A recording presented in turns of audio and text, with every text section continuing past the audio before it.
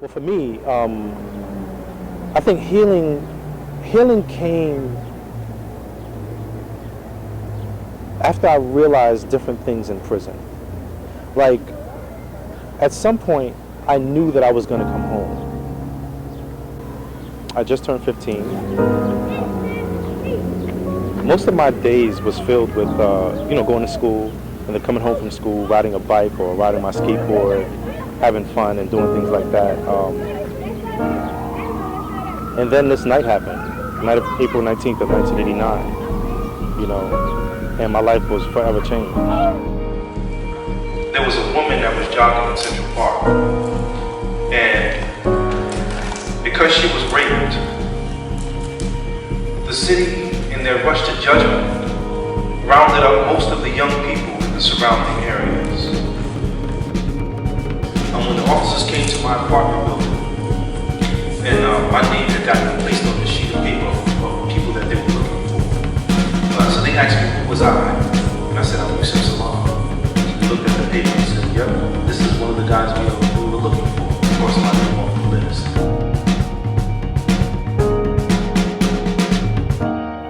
Because people always have this thing, and they say, well, I wouldn't admit to a crime that I didn't do. And everybody has this thing where, you know what, I don't understand why these guys made these false confessions. One of the best things in my favor was that I didn't make a false confession. I didn't have any written or videotaped confessions, but the other guys did. And that's not a fault against them, though. Anybody will break. Anybody, not one person will not break under the right pressure. With the tactics that they were using against the Central Park Five, it all came from this organization called the Reed Institute.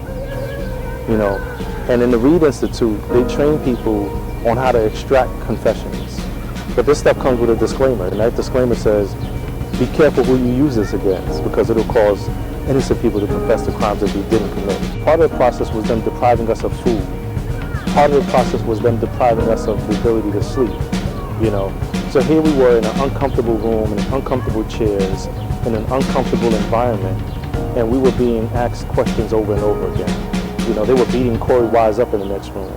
The guys who had gotten picked up on April 19th, they had started this technique against them since the time they picked them up. So they hadn't had anything to eat for a whole 24 hours. When I got there, I hadn't had anything to eat until they took us down to the courthouse, and we were being formally arrested and charged with a crime that we didn't commit. I tend to think that for black men, in terms of their successing, being able to live today and live tomorrow, and all, just being able to survive. There's a point where you have to use your information wisely. Like, you can't say, I know my rights, so therefore I'm gonna, be up in your face. You can't search my car, you can't do this, you can't do that. The reality of the matter is that they're gonna turn their cameras off and beat you up. And if you live, you're gonna never want to do that ever again in life. So I feel like it's always about using knowledge wisely, being able to fight another day.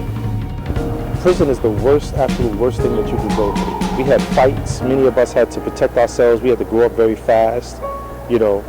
I was fortunate because I don't know what happened with the other guys. I don't think anybody ever got sexually assaulted or anything like that in prison. But I was fortunate that I only had one fight in prison. After that, I never had to fight again. People started respecting me. People started being able to, like the officers said, I'll never forget, they started saying, this guy's not a criminal. Like, why is he here? I can't tell you how tremendous it is for us to be able to heal again, to be embraced by the city once again, from being known as the most hated people in the world, to be known now as some of the most loved.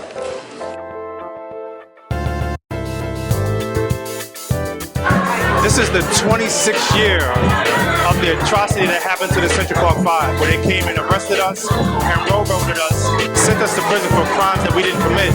The most notable of which was the Central Park jogger case. So here we are celebrating after 26 years of being, man, just ready.